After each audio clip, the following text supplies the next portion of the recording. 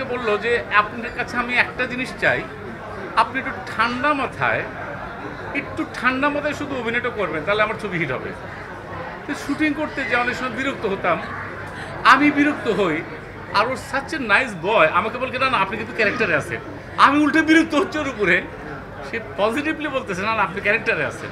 পৃথিবীর প্রত্যেকটা মুহূর্ত যেরকম ক্ষণে ক্ষণে চেঞ্জ হয়, কিন্তু মনে হয় যে নতুন, ঠিক সেই রকম 20 দিন হতে পারে, কিন্তু আমার এখনও মনে হচ্ছে যে জাস্ট বর্ন বেবি টাইপের।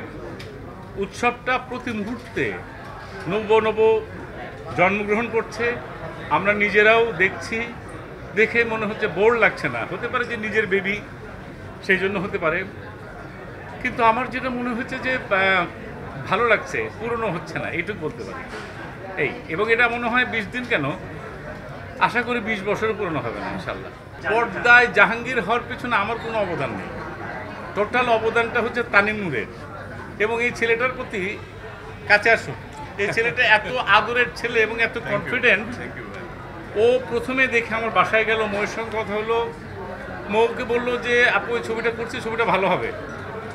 আমাকে বললো, আমি অন্য একটা প্রজেক্টে ওর সঙ্গে মাঝে মাঝে কথা হতো, ওই প্রজেক্টটা হয়নি।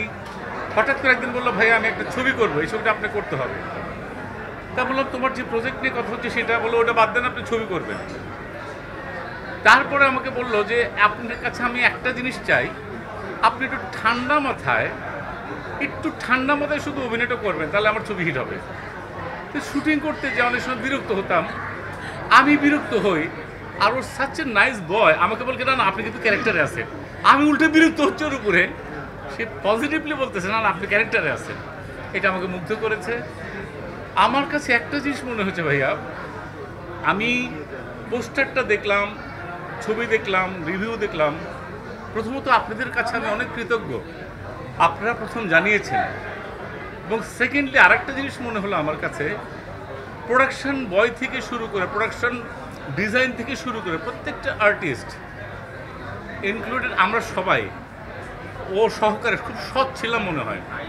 এতটাই সৎ ছিলাম, কোনো ডিসঅনেস্টির ভিতরে আমরা যাইনি। এইটা মনে হয় আমাদের সাকসেসটা নিয়ে এসছে, এটা আমার বিশ্বাস।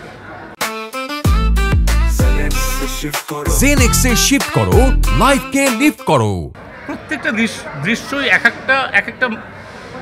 প্রত্যেকটা দৃশ্যে এক একটা কালার থাকে ভাইয়া, এক একটা ইমোশন থাকে। যখন একটা প্রেমের দৃশ্যে এক ধরনের ওদের কথা হয়, তখন আমার সঙ্গে যখন চঞ্চলের কথা হয়, আমি তো ওই সময় নাই, কিন্তু আমার মাথা আছে ওইখানে, অডিয়েন্স রিলেট করছে যে তুমি কি শুইছো, কেমন লাগে, বা কীরকম প্রেম।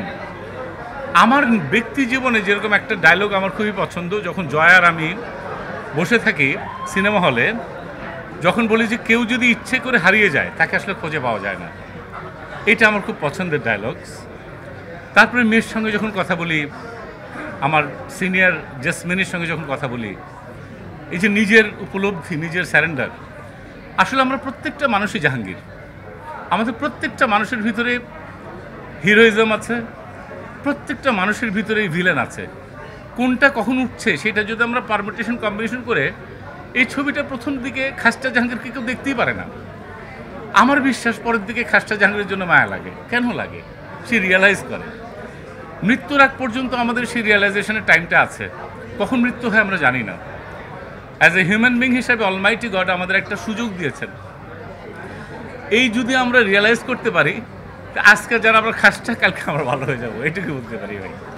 এটা আমার ছেলে কালকে বলছিল কোইন্সিডেন্টলি যে বাবা তুমি মনে করো যে 1 to 25 or 25 to 50, তুমি কোনটা চুজ করবে? সেম জিনিস।